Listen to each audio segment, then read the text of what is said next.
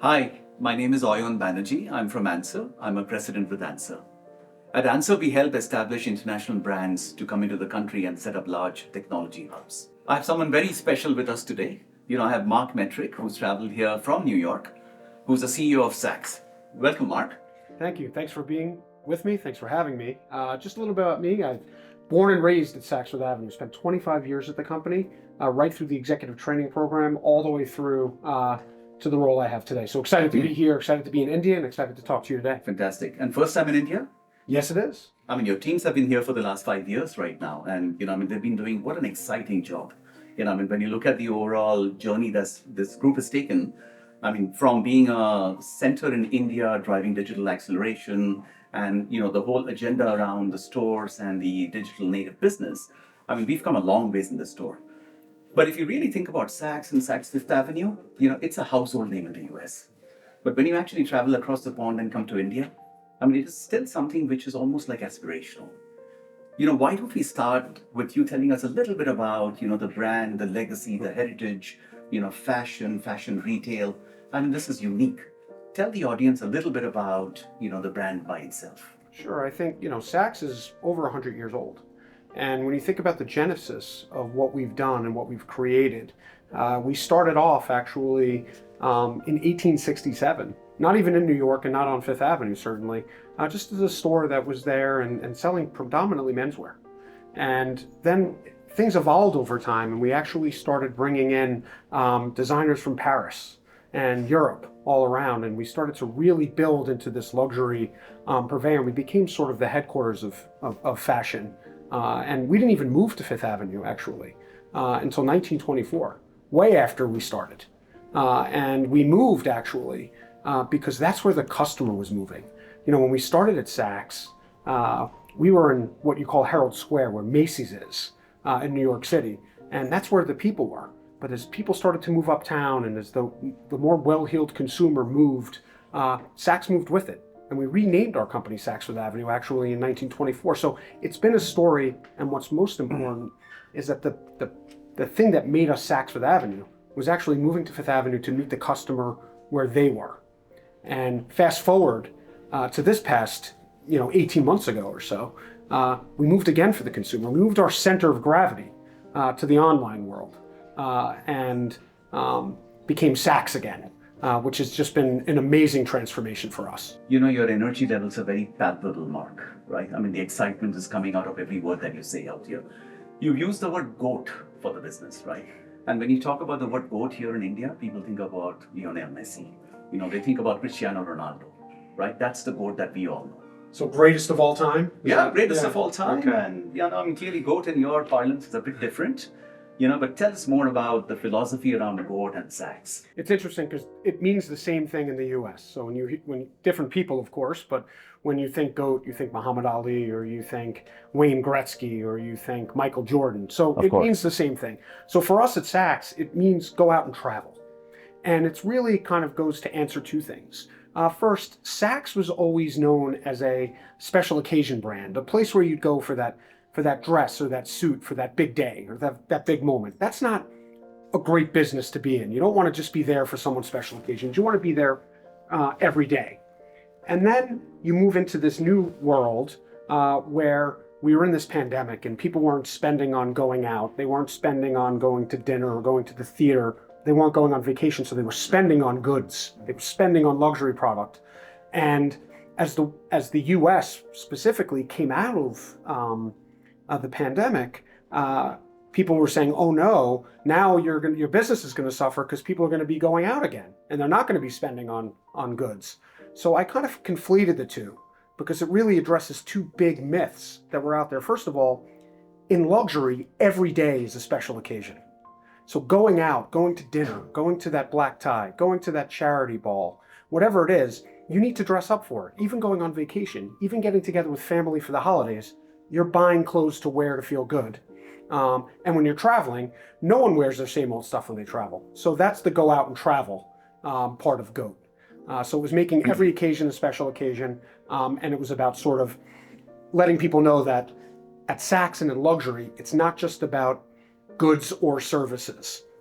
We're both. Yeah, I'm reminded of Devil Wears Prada. right? The movie that was really made famous, on the back of a phenomenal performance from Meryl Streep. And if you think about it, Saks almost became a household name in the US, on the back of that movie. Not that it wasn't earlier, it certainly was even then. But if I just fast forward the clock and, talk a little bit about, where are you in your journey right now? 100-year-old company, brick and mortar, pretty much the defining, company for fashion retail. And here you are, you've actually taken a decision to say that brick and mortar company, which is the stores, how do you separate that from the digital native company, which is Saks.com, right? And today Saks.com is, of course, a massive multi-billion-dollar organization by itself. And I guess the holy grail of all of this is, how do you marry the brick and mortar stores, Saks Fifth Avenue, with Saks.com? Technology clearly is an underlying driver out there. So tell us more about, your vision for, this whole journey that we're embarking on, and what you see happening in the next 5, 7, 10 years, as far as these two co-mingling and really driving value for your customers, for your shareholders, for your employees across the world. Yeah, I think the separation of the two channels and the two companies, actually the idea was born 5 or 6 years ago. And it was all about knowing and understanding what was happening with the consumer from a channel shift perspective. We never saw people stopping shopping in the stores. We never saw that as a problem. Luxury is always going to need the physical. It's going to need theater. It's going to need a place for people to come and see the full expression of a brand. So stores were always going to be very important. Online in luxury, actually, from a maturation standpoint, was far behind other types of e-commerce. So we felt that it was the right time to move to meet the consumer. Just like we moved to Fifth Avenue in 1924, we were going to have to move the center of gravity for the brand, not the whole experience. The center of gravity needed to move to the digital. And you can't do that if you're an omni-channel department store and you're saying, oh, we're going to be digital first. Mind share, focus, enterprise resources, whatever you want to have to worry about making decisions about, you can't do it the right way unless you have a real, true, focused strategy and focused team. So we felt, let's go from being a center of gravity stores with an offshoot website to actually a center of gravity website to stores around around this, kind of think about it as a solar system, orbiting around this center and providing, what we consider the best omni-channel experience. And unlike walking into a grocer, where you actually go order your stuff, you pick up your goods and you walk out of the store. I guess fashion retail is something, and especially luxury fashion retail, is high touch, right? And what role does technology play to create that high touch omni-channel? I think that becomes the holy grail right now. But again, let's talk about, 2017 to 2022. You've stood up this fantastic center out here in India, right? And this probably was conceived as a tech hub. And today, if you look at the kind of work that it is doing, it's across the board, right? You're doing everything from potentially merchandising to business operations to tech to infra to app development and modernization, the whole 9 yards. Tell us a little bit about the role that your center in India is going to be playing as you look at the strategy for the company forward. Yeah, and I think it actually fits right in with, what our transformation from being a bricks and mortar omni-channel department store to a digital pure play has. And when you think back to 2017, the office here in Bangalore was actually set up as a back office. This was where a lot of the transactional accounting was going to be done. This is where some of the technology work was going to be done. This was where some of our merchandise operations were going to be set up. So order entry, item management and creation, all very important things, sort of, to the pulse of the business, but not front of house. Front of house at a department store takes place on the selling floor. It doesn't take place in New York in the corporate offices either. But now when you push into this new day about being this digital pure play, and I walk around these offices, what this has become, this is our other corporate headquarters. This is becoming front of house. This is becoming where the customer meets Saks. And that's something very exciting, something very different. So when you think about the people that are working in this building and the people that are working in the building in the corporate offices in New York City, we're playing the same role. And we're playing the role of front of house where we meet the customer. In the old department store model, all of us were just support. And the customers met on the selling floor. So I think now the opportunities that we have here at the center in India is limitless.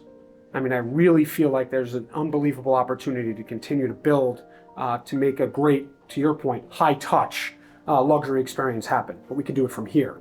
You used the word called customer meets Saks, right? I can't help but ask you this question.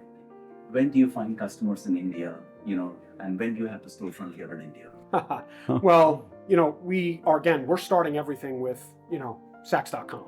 And how do we introduce the digital presence to consumers? And then when you think about actually tourism and tourists and how they shop, 25% of the volume that we do in the US in our gateway markets is done from international tourists. So we have pretty strong brand recognition globally. Here in India, we have a lot of work to do. And you could do it without opening a store. Obviously, a store would be great to have, but we have a pretty good idea of what we need to be doing to introduce the consumer here.